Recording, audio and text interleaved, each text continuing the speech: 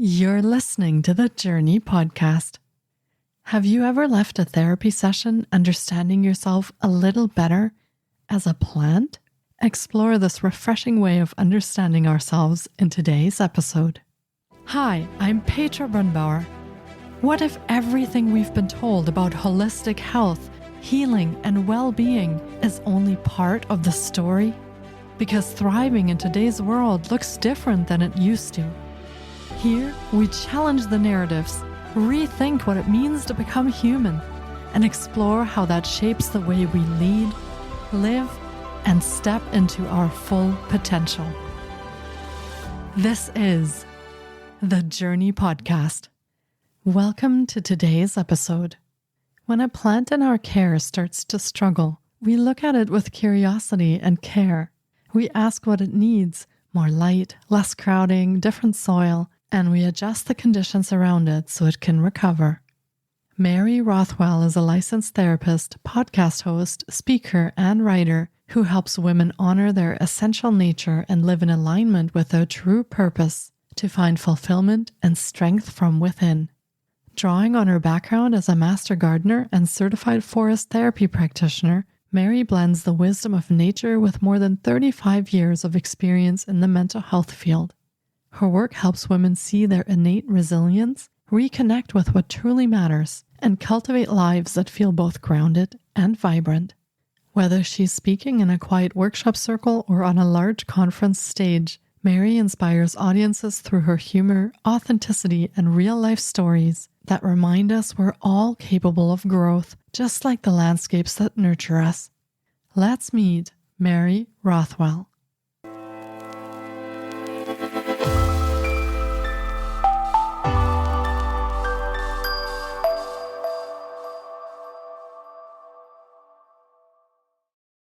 Hi, Mary. It's so great to have you on the podcast today. I've been looking forward to getting to chat with you because we will be diving into reconnecting with our essential nature. I really want to know what that is and what that means. So thank you for being here today and welcome to the podcast. Thank you for having me, Petra. It's one of my favorite things to talk about, so I'm looking forward to it. Amazing. I love it when my guests are really passionate about the stories and the topics that they share. So I can't wait to dive in. And for starters, would you like to share maybe a little bit about yourself and your story or your journey and the parts of that you feel connect to what you do today? And also share with our listeners a little bit about what it is that you do today so they can get to know you. Okay, so I am a licensed therapist. I've been a therapist for 35 years. Most of my career was in educational settings. So I worked with high school students and then I transitioned to college students. And about 4 years ago, there was a big change where I was working and it became an environment that was not sustainable anymore. So I chose to leave, which was huge because that was a really big part of my identity, was working with young people. It truly was my passion. I loved working in higher education. So when I made that choice, there were a lot of other changes that happened at the same time. And I think of it also that was a loss, even though eventually you gain things, but you lose things with those transitions. So I was a little bit cast adrift, you could say. I wasn't sure, like, where do I go? Because when you work in a situation like that, you always know what the objective is. Okay, here are these people coming to me. I need to facilitate their wellness. And when I was just trying to decide what do I do for me, I tried all kinds of things. I did the courses online and the things that everybody tells you should do. And none of it really felt like it fit. And I kept coming back to nature because I was a master gardener for 15 years, which basically is a training program. And then it's all volunteer hours. And you're basically helping community people with gardens, environment, all of that. So I loved that. But I also loved my work as a therapist. So I started a small private practice with women, and I started to marry these two things more and more. And I'd always done this because when you observe plants, you recognize that when one thing shifts in the environment, it impacts the plant. And so I would go out one morning and see, oh, this plant its leaves are wilted? Is it a pest? Or I became so tuned in, and I started to apply that to my work with therapy.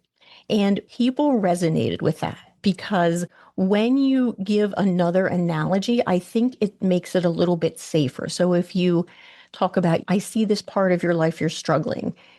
What if it's not a failure? What if there's something in your environment that you need to change? And it facilitates really cool conversation because then I can do also what I love and bring in these examples of plants.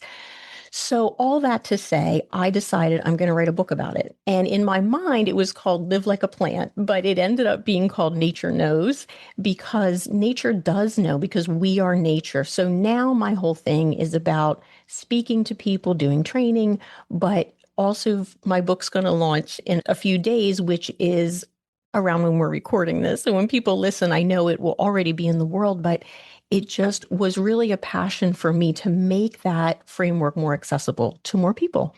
Amazing. And I don't think I've heard this before, combining the plants and nature together with therapy. There are nature therapy courses and things like that, but in the sense that you're describing, I've never really heard that before. So I think this is really special. And I'm curious to find out more about how that actually works. I want to say in practice, when you're working with your clients and you're working on various issues or challenges that they're having, and you're bringing in this nature component. So how does all that come together in therapy? Then I'm very curious. It's always a little different, but let me start maybe by talking about what essential nature is, because we hinted at that, and that's really the basis of it. So when you think about essential nature, we all are made a certain way. So this idea of nature and nurture. So we all have our unique set of DNA that makes us who we are. Some of the things like, why is purple my favorite color? Or also physical things like my eyes are blue. Those things are just part of somehow what our code is written. But then we're in an environment that also shapes that, right? So that's the nurture part. So if you think about, let's talk about the plant first. So you think about a plant, every plant has a climate zone and an environment that's going to help it thrive. So for instance, a climate zone would be in the United States, a plant that's tropical can grow outside all year in Florida, but not where I am in Pennsylvania. It would freeze, it would die. So you have to start first knowing what is your climate zone. And I think about that as belonging. Where do you feel like you can thrive? And then thinking about all these other things like a plant, like what kind of roots do you have? What kind of nutrients do you need? And when we think about this essential nature, I think it's freeing because then we can think about, what do I really want? Not comparing yourself to what is the social media telling me that I should want, or what's my best friend doing, or what's my partner want me to be. And when we see a plant struggling, we don't think what's wrong with the plant, or, oh, it didn't get as many flowers this year, it must be lazy. We just know there's something going on in that environment. And I think if we can start to think about ourselves in that same way, like, what do I need? And we can tease that apart much more if you want, but I think it's thinking about even things like introversion and extroversion. I think about extroversion as being like a sun plant where you're like, it's hot all the time. You love that connection. Introversion is more like a shade plant. Like you need that coolness, you need some separation. And when we can just honor what we need, I think it can really free us to find those things in our environment. Wow, I love that perspective. And I think connecting this to plants actually makes so much sense because, as you said, we sometimes treat ourselves very harshly and judge ourselves in very many ways that we don't usually do to plants. So when we see a plant, we understand, oh, is the soil mixture right? Is this right? Is that right?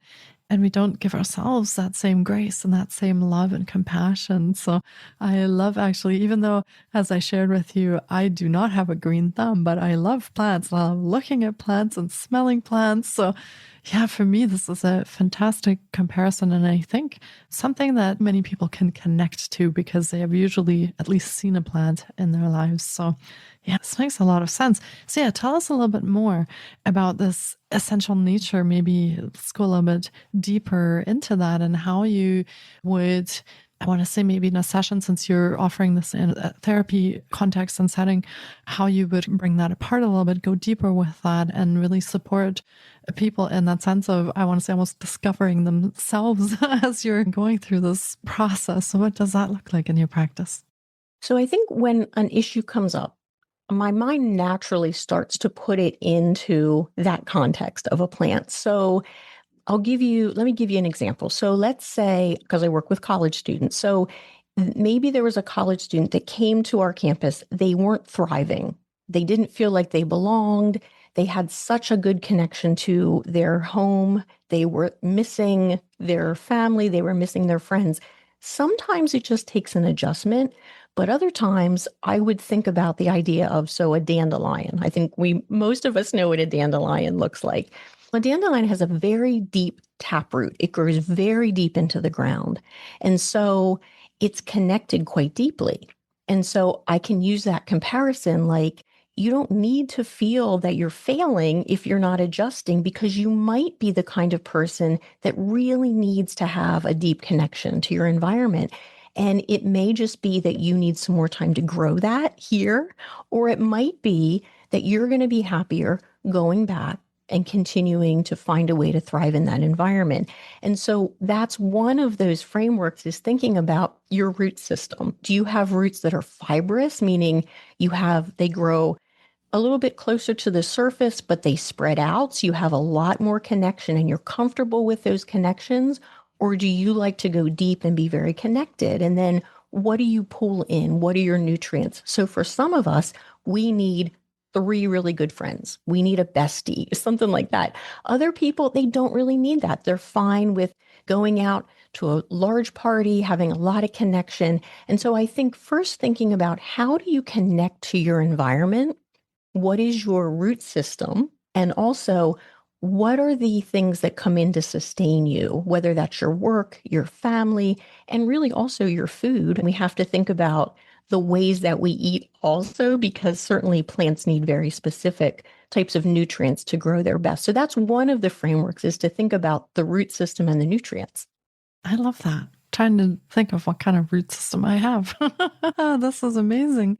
And how do you work with certain things that I'm wondering, are there things that you see in your practice, patterns that come out with people more often?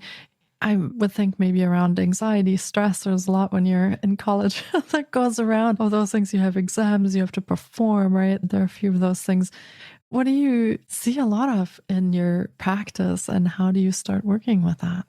So I think 2 things, and I'll shift a little bit. When I work with my women, so most of these women are 40 to 60, something like that, although I work with some younger women. But one of the things that I think we have this culture of, I will sleep when I'm dead, right? I got to go. We have this productivity culture. And somehow in Western culture, we've gotten this idea that resting is weakness. And so there's a ton of examples in the plant world. And this, again, is to give you permission to think about, what do you need? So for instance, we probably all know what a tulip looks like, right? So a tulip is a bulb, and tulips will bloom for maybe 2 weeks maximum, usually late spring. They're beautiful. We think about these sweeps of beautiful color, and then they're gone. And we don't see them again for a year. So we don't look at that tulip and be like, my God, where is it? Why is it not blooming? What is happening? We know that bulb is down in the earth, and it's pulling in the nutrients that it needs to do that amazing thing again next year. Another example might be, and this ties also into blooming, which I talk about as gifts. How do we put our gifts into the world? So there is a flower called the corpse flower, and people come from, oh my gosh, miles and miles around when it's blooming. And usually we will find this now in garden centers. And you're nodding like, do you know what a corpse flower is? I've heard the name before, and I've been so curious about what it actually is. I'm completely mesmerized listening to you right now, because I definitely want to know what's behind that. It got its name because, first of all, it smells like dead flesh. So we think, what in the world, why would there be a flower that smells like that? The structure and scent of a flower is there to pull in the pollinators it needs. So it brings in things like carrion flies, things that are going to be attracted to that scent. It can grow to 12 feet high. It is enormous and will put one bloom out, but it a lot of times might bloom once a decade. Again, when we think about a corpse flower, it is enormous. It's amazing. It doesn't smell good, but people just appreciate it for exactly what it is, for the amazingness of it. It's protected when it is in these garden centers. People pay to come see it. Now, if we had something like that as a person, we might first focus on, ew, what is up with that? But when it comes to a plant, we marvel at it. And so I think if we can start to look at what is the gift, it gives us this amazing gift, maybe only once every 10 years, but it is really amazing thing. We might have a cone flower. So echinacea is a beautiful purple daisy-like flower. It will bloom most of the summer. So it puts its gifts out a lot over a long period of time. And we might know people like that. I know people when I see them, they're having all this success and doing all the things. And I'm like, I don't have my energy doesn't run like that. And so I think you can start by thinking about, how do I put myself into the world? What are my gifts? When do I need to rest? And I think the other one is boundaries. And I'll just be real quick. Plants actually create their own boundaries. So if a pest comes and starts to eat its leaves, there's a lot of plants that will send out VOCs, volatile organic compounds, not only to protect itself, but it tells its other companion plants, hey, there's danger. So plants do not hesitate to create a boundary. I think we a lot of times hesitate. Am I being mean? Am I not understanding? But I think if we look at the plant world, instinctively, we know what we need to do to feel okay and grounded, but we often talk ourselves out of it. Plants don't do that. So again, looking at how a plant does that, because not only does it protect itself, it protects its community. And so again, what a great example to empower us to do what we need to do. Wow, I love all of these examples. And I'm sure that our listeners can probably see themselves in a lot of the things that you have just shared. The people that give a lot and do a lot and are on the go all the time. And then people that boundary setting might not be their strong suit. And that's something that they want or need to work on. So I love these comparisons and these examples, because I feel when you actually share about the plant examples, it feels like there's a bit of pressure off of me as the individual, because you're now describing this as plants, you're drawing these parallels. And all of a sudden, I feel like I have permission to just look with curiosity rather than judge myself on these things that are happening in my life, right? That I might be doing right or wrong or this or that. But when you bring in these plant examples, that to me creates a container where I can just very curiously look at what's happening without necessarily then coming back and feeling guilt or shame or anything around the fact that's happening in my life. So I think in a sense, this is a wonderful way to approach therapy in itself also, because it gives us a little bit of distance to start looking, to start becoming aware of what's happening. This is fantastic. How did you come up with this? Just through your passion with gardening that kind of came together naturally? I think I just started to make these connections where when I would see something happening with a plant, because I think in analogy a lot of times, and I would use analogy in my work a lot. So I realized I started to talk about plants a lot. And I realized I was often saying, so this is what plants would do. And I'm like, I wonder if I can turn this into something that more people can access. But I think the other thing is I've always been a nature girl. I love being outside. It's like the place that I feel the most peace. And so what I also started to see, because think about, I've been in this career for 35 years. So I started this when high school students did not have cell phones. We barely emailed. And so I have seen this disconnect from the world in such a deep and distressing way. And I know also that young adults are distressed by it. They just don't know how to disconnect because that's their social world. So we started to forget that we are nature too. We think because we have this big, powerful brain, that we are a little bit better than nature, or we know, but we don't. The plants know. And so I think if we can remember that, yes, our brain is an amazing tool, but what it often does is make us doubt what we actually do know. So the more people can actually get out into nature and just observe, buy a plant, just buy a plant, name it. My college students would love when we did those activities where we would let them pick a plant. They would replant it. They would always name it. Have a plant that you just watch with compassion and start to think about how you're tending and watching and trying to help that plant thrive. And then think about how you might be able to do that for yourself, because I think that also lowers that barrier. And I think about women the most, even though it can affect anyone, but we tend to feel like everybody else has to come first. So I'm guessing if your plants in your home are struggling, you're going to take care of them and give them water before you get a drink for yourself. So start to apply all of that and that compassion to yourself, and we can learn so much just by watching nature. Wow.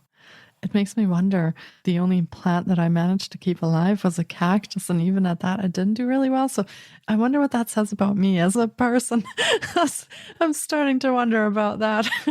So yeah, but that's a great idea. And actually having a plant, I don't know if that's still a thing, but you see it in movies sometimes, right? People are told, get a plant first, see if you can keep it alive, and then get a pet, and then think about having a relationship, right? So there's these various stages where we can actually start becoming more aware and caring for other plants, animals, and then people also. But yeah, that's a great thing. And watching the plant, and there are many studies too, right? And how that affects plants, actually, how we speak to them, which is very interesting, the kind of energy that we emit as people out into this field that we're all connected by, and how that affects other living beings around us. So yes, fascinating what you are sharing. Now, when you work with your clients and they have looked now at their root systems, they've looked at nutrients, and they've kind of identified maybe with the plant or two that you have mentioned, how do you move forward from that? When you have gathered some more of this awareness, you've gathered some more of this knowledge now about your client and they have about themselves, what's next? So how do we then look at what this plant as us actually needs to thrive, or what are some of the things that get in our way? So how do you work forward from that? So I think once they find something that resonates, then it's figuring out, we go back to the essential nature. Okay, who are you versus who have you been told to be? Or who are you trying to be that doesn't fit with what you are?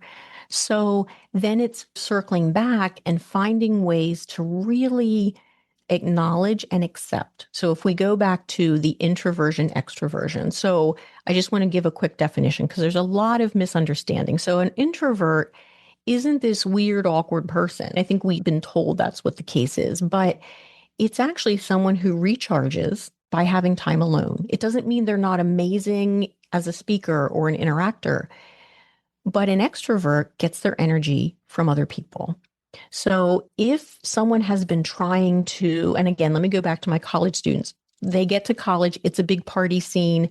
They are 2 weeks in and they're exhausted. And it doesn't mean you're failing at being like the partying college student. It just means that maybe you need to interact and connect to your new environment in a different way. And that doesn't mean that something is wrong or weird. It just means you need to create some shifts. So I think once we get that connection and we make it more kind of like a safer connection, because we're saying, okay, look, here's the way nature naturally does this. How can we start to apply that for you? And then we can just follow that trail wherever it goes. And we're going to circle back and we're going to use some real therapy techniques.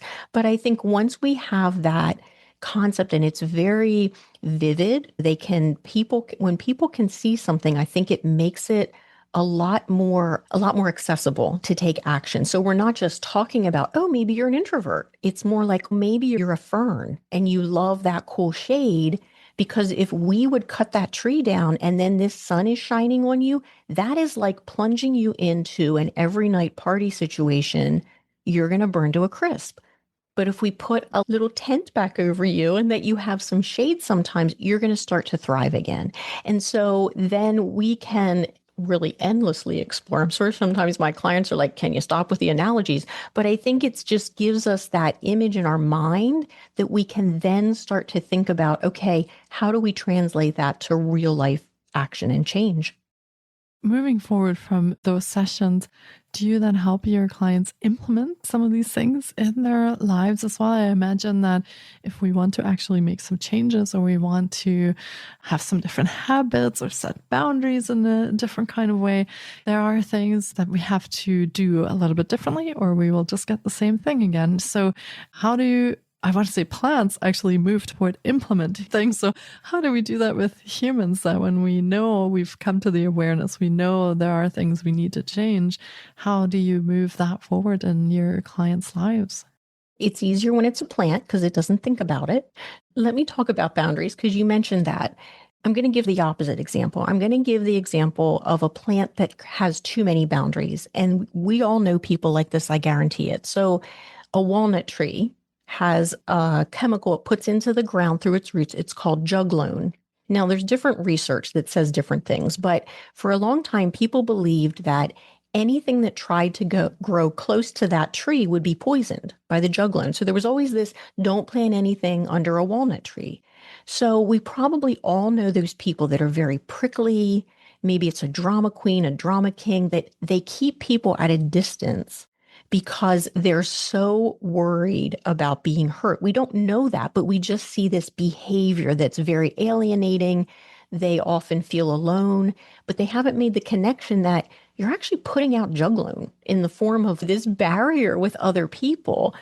And it's the opposite. I think we often think, well, we don't have enough boundaries. They're too permeable. But we do know people that, and I think most of the soft-hearted people in the world, when they have had too much like drama, or I'm sorry, trauma, damage, they develop this sort of juggling, like I'm not letting anybody close to me. So in that case, I have to help them see, first of all, this is a self-fulfilling prophecy. If you feel like people aren't allowing you into their lives or they're not connecting with you, you're probably doing some juglone stuff that we don't recognize. It's either an expression or you are just putting out this signal, because we really pick up a lot subconsciously or unconsciously. And so then we start to help them be aware. We might tease out in a situation, like they might come to me and say, okay, so I had this situation. I sat beside somebody in class. I tried to talk to them. They ignored me. And then I'll ask the question, what else could be true? Maybe they were studying for an exam for their next class.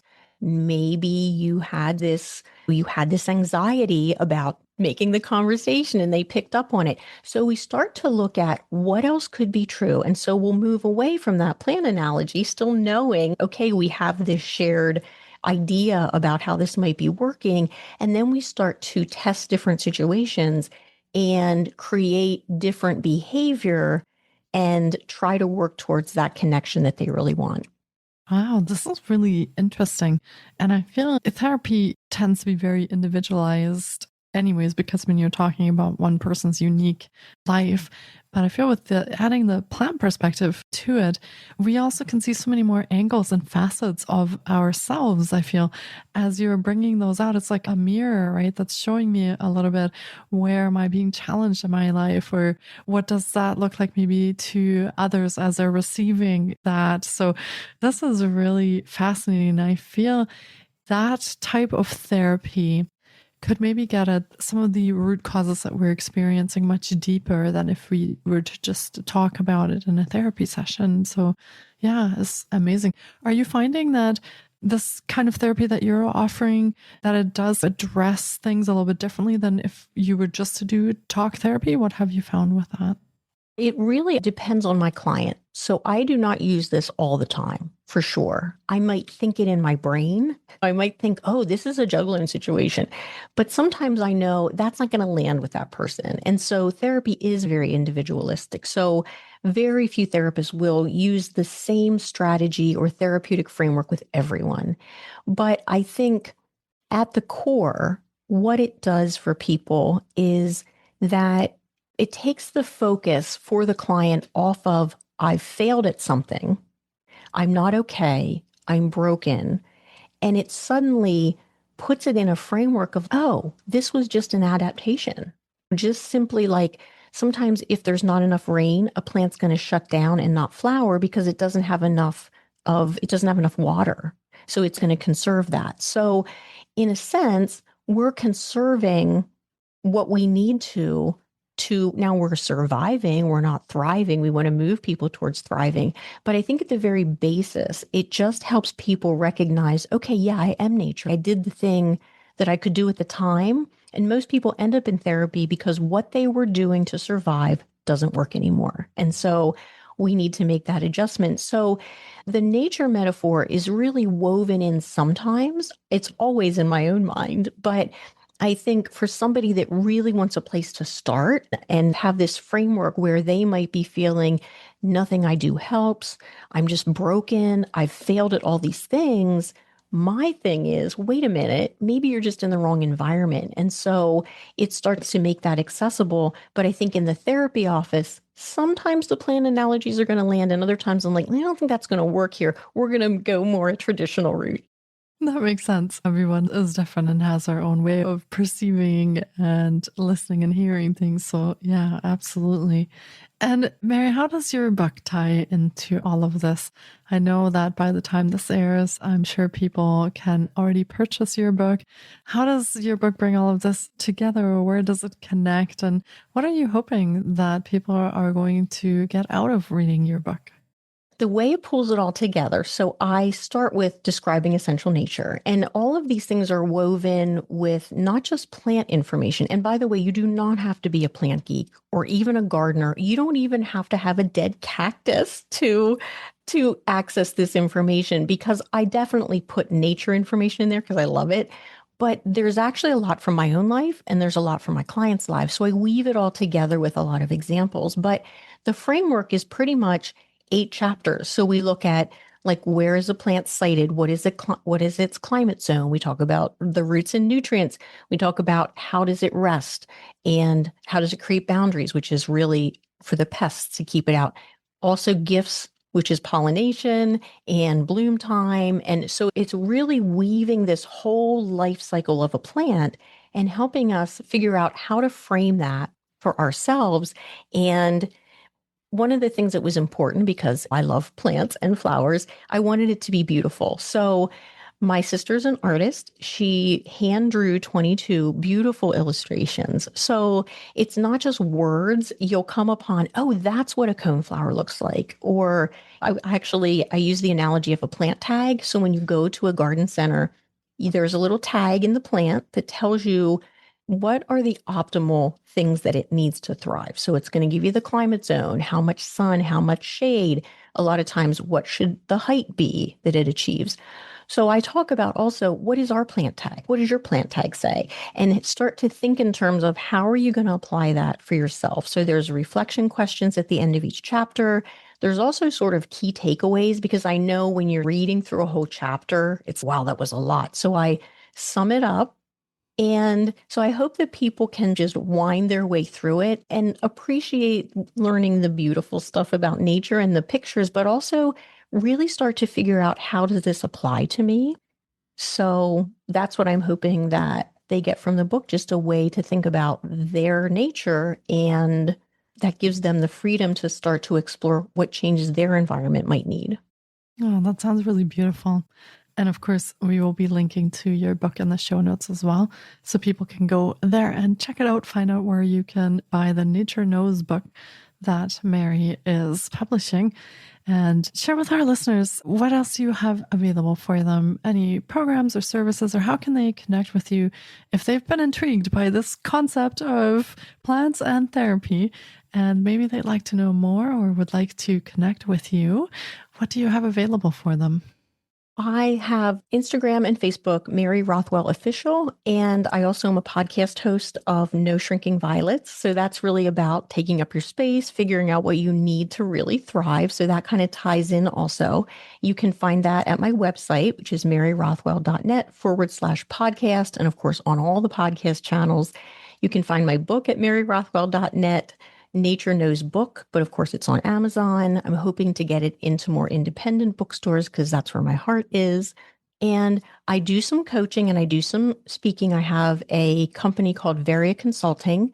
So my whole professional life has been being in front of people and teaching them. So I love to work with corporations, do training, nonprofit, higher ed. So you can find that connected either through my Mary Rothwell site or at variaconsulting.com. So I'm doing kind of a lot of stuff. I do a little bit of individual coaching, which you can find that on my website. So I just kind of do a lot of stuff, but you can start to learn more about me there. Amazing. Thank you for sharing that. And again, we will be linking to that in the show notes. So if you're curious about your plant tag and you want to know more, and maybe you're facing some challenges in your life that you'd like to speak with a coach or therapist about, depending, I'm guessing, on what state people are in for the licensing, then you can connect with Mary, find out more about that, or get her book and find out some more information in there as well and start with that. And to me, this is a fascinating concept and I can't wait to read your book. Thank you, Mary, for coming on today, sharing all of this wisdom with our listeners. And I feel really connecting some of the dots for us on how connected we actually are with nature and how that can become part of our own well-being journey, of our own healing journey. So thank you so much for being here today. Thank you for having me, Petra. It's been great. Yeah, my absolute pleasure. And thanks everyone for tuning in today. I hope this has made you really curious about your own healing path. And I will hear you in the next episode. Thanks for tuning in. Until then, take care of yourselves and be well. Thank you so much for taking time out of your day to listen in. If you enjoy the Jōrni Podcast, please support us by subscribing, sharing on social media, and leaving us a review. We appreciate you. And you can find more of The Jōrni on Facebook, Instagram, TikTok, and our website, thejōrni.com. Sending you love and courage, and see you next time.